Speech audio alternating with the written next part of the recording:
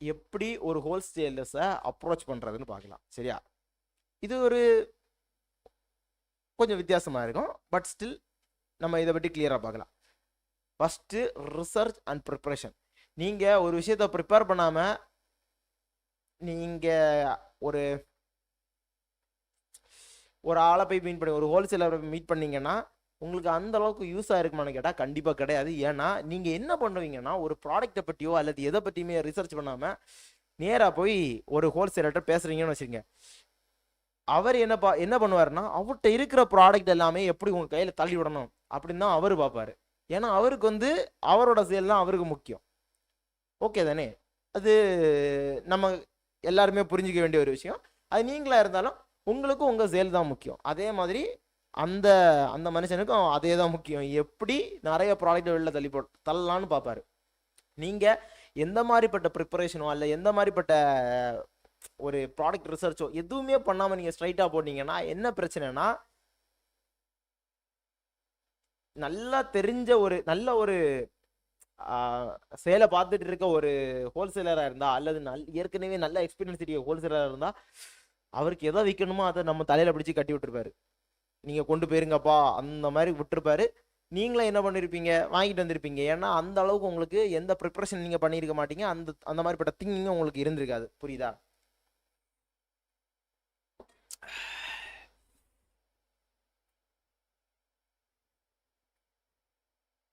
Okay, இப்போ எந்த மாதிரிப்பட்ட ப்ரிப்பரேஷன்லாம் பண்ணலான்னு பார்ப்போம்.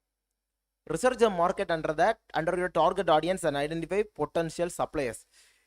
இதில் இருக்கிற ரெண்டு விஷயம் என்னென்னா, நீங்கள் என்ன பண்ணணும்னா எந்த மாதிரிப்பட்ட ப்ராடக்டை எந்த மாதிரிப்பட்ட கஸ்டமருக்கு விற்க போகிறீங்க, அதை எந்த மாதிரிப்பட்ட ஹோல்சேலர்ஸ்லேருந்து நீங்கள் எடுக்க முடியும்.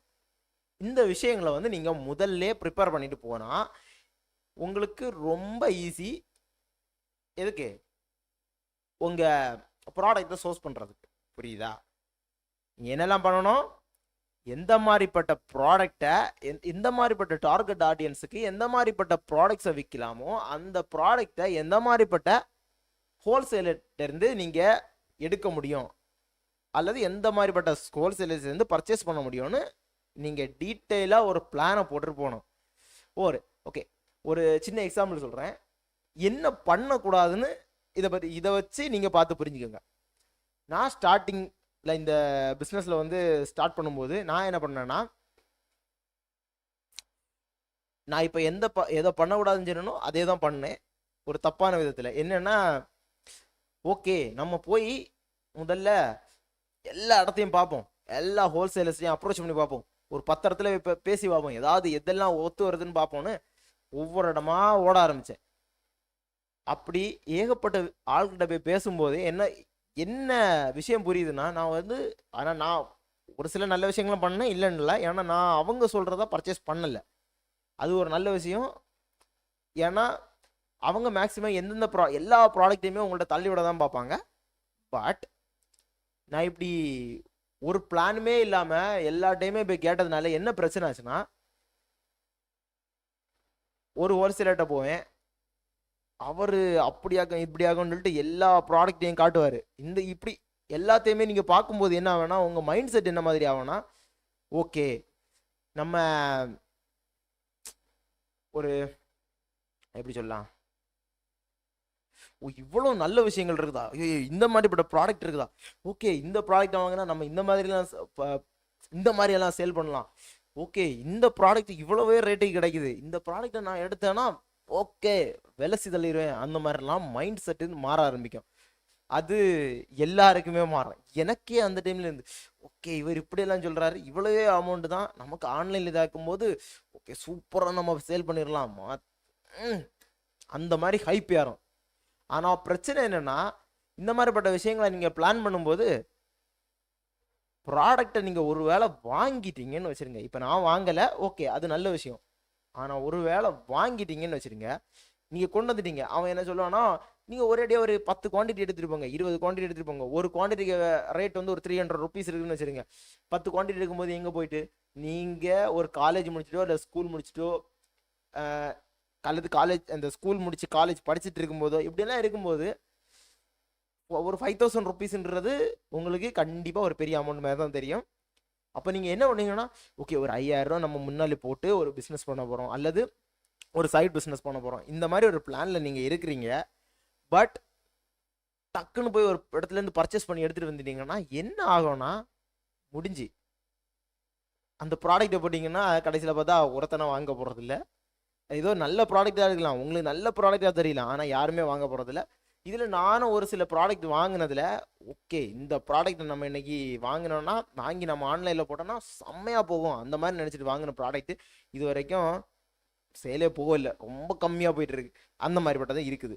இந்த மாதிரிப்பட்ட சுச்சுவேஷனில் என்ன பண்ணுவாங்கன்னா, ஓகே நம்ம வாங்கிடுவோம், நம்ம வந்து ஒரு அந்த மாதிரிப்பட்ட ப்ராடக்டை வாங்குவோம், அவர் சொல்கிறாரு சூப்பராக விற்றுரும், அதனால நம்ம எடுத்துருவோம் அப்படின்னு ஒரு செட்டு ப்ராடக்டை நீங்கள் எடுப்பீங்க. நான் எதை சொல்கிறேன்னா, நீங்கள் இந்த ப்ரிப்பரேஷன் பண்ணாமல் போனால் என்ன பண்ணுவீங்கன்னு சொல்கிறேன். எடுப்பீங்க, எடுத்துகிட்டு வந்துட்டு நீங்கள் எல்லாம் பார்க்கும்போது நீங்கள் ஒரு ஆன்லைன் பிளாட்ஃபார்ம்ஸ், ஒரு தேர்ட் பார்ட்டி வெப்சைட்டில் நீங்கள் போடும்போது அவங்களோட கமிஷன், நீங்கள் ஆன்லைனில் போடுற ஆன்லைனில் அவங்க பிளாட்ஃபார்ம் யூஸ் பண்ணுறதுக்குள்ள கமிஷனு, அப்புறம் உங்கள் என்ன சொல்லலாம், ஒரு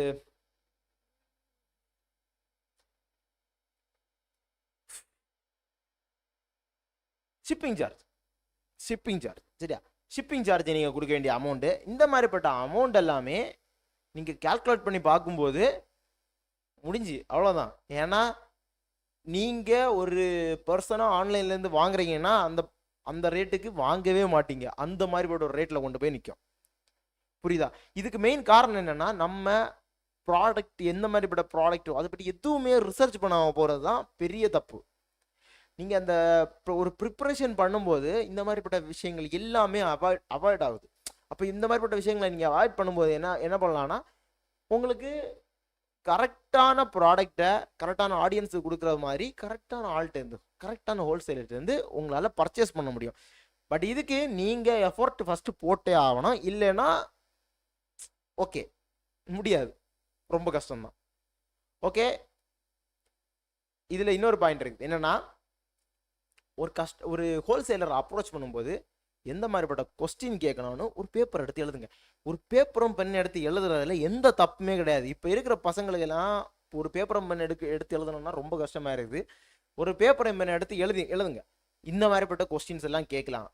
இந்த மாதிரிப்பட்ட கொஸ்டின்ஸ் கேட்டால் நம்ம எப்படி அவங்கள வந்து கன்வின்ஸ் பண்ணி நமக்கு ஏற்ற மாதிரிப்பட்ட அமௌண்ட்டுக்கு வந்து அவங்கள குறைச்சி கொண்டு வர முடியும். இப்படி நீங்கள் இருந்து பிரெயின் ஸ்டார்ம் பண்ணி யோசித்து ஒரு லிஸ்ட் ஆஃப் கொஸ்டின் எழுதுங்க.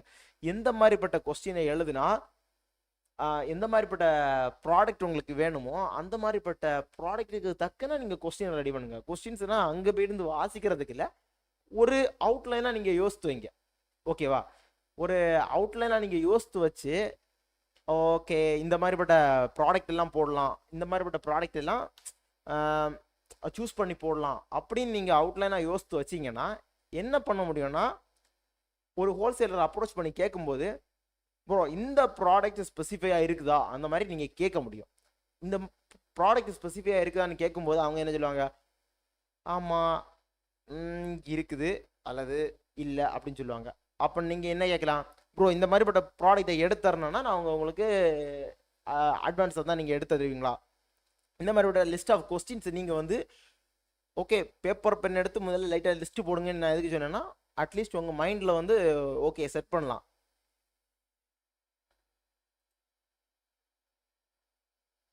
Okay, hi Anish bro.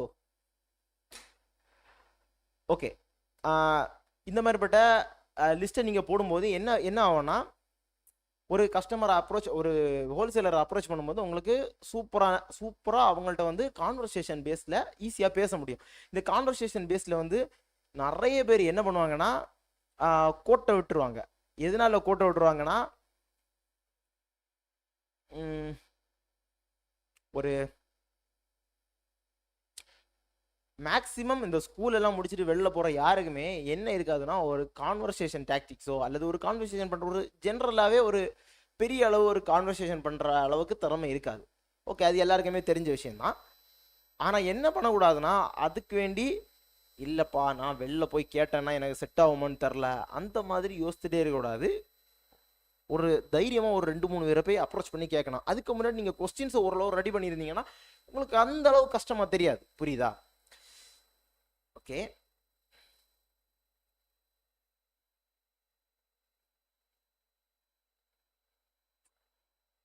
இப்போ நெக்ஸ்ட் என்னன்னா,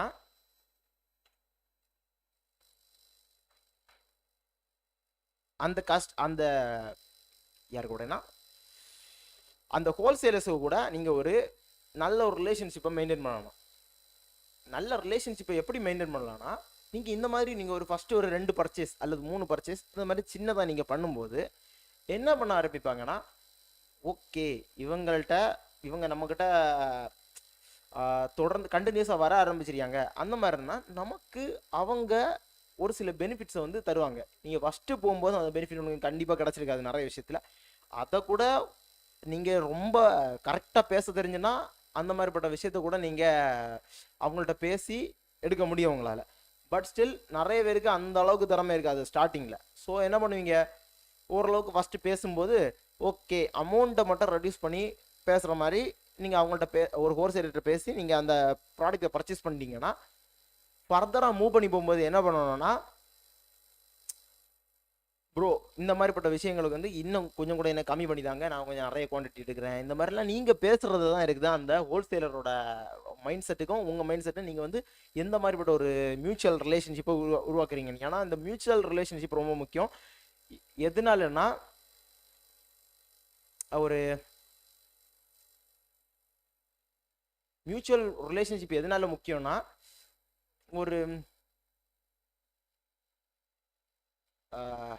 எப்படி சொல்லலாம், உங்களுக்கு மட்டும் நீங்கள் நல்ல விஷயம் நடக்கணும் அந்த மாதிரி மட்டும் நீங்கள் அவங்கள போய் அப்ரோச் பண்ணும்போது அவங்க என்ன பார்ப்பாங்கன்னா, ஓகே இவன் நம்மள்ட்டேருந்து எப்படியும் எவ்வளோ கம்மியாக கிடைக்குமோ அதை மட்டும்தான் பார்க்குறானே தவிர அவங்களுக்கு எந்த யூஸுமே இல்லாத மாதிரி இருக்கும்.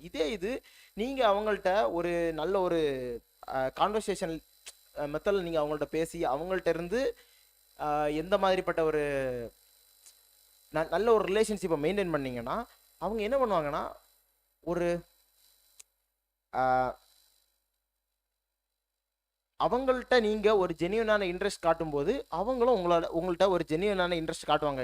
எந்த மாதிரிப்பட்ட ஜென்யூனான இன்ட்ரெஸ்ட்னா, ஒரு ப்ராடக்ட் நீங்கள் இப்போது உங்களுக்கு அவசரமாக தேவைப்படுது அல்லது ஒரு புதிய ப்ராடக்ட் நீங்கள் எடுக்க போகிறீங்க, இதை வந்து எந்த இடத்துல சோர்ஸ் பண்ணி உங்களால் எடுக்க முடியும், இதை ஃபஸ்ட்டு நீங்கள் கேட்கும்போதே நிறைய பேர் சொல்லியே தர மாட்டாங்க. ஏன்னா அவங்களோட பிஸ்னஸ் பாதிக்கப்பட்டுரும் அப்படி ஒரு விஷயத்துக்காக. பட் நீங்கள் இந்த நல்ல ஒரு ரிலேஷன்ஷிப்பை ஏற்படுத்தும் போது அட்லீஸ்ட் அவங்களே எடுத்து தரவும் ரொம்ப நிறைய வாய்ப்புகள் இருக்குது. இது நிறைய பேர் பண்ண மாட்டாங்க. பட் இருந்தாலும் நீங்கள் பேசுகிறத பொறுத்து இருக்குது. சரியா? சரி, இப்போ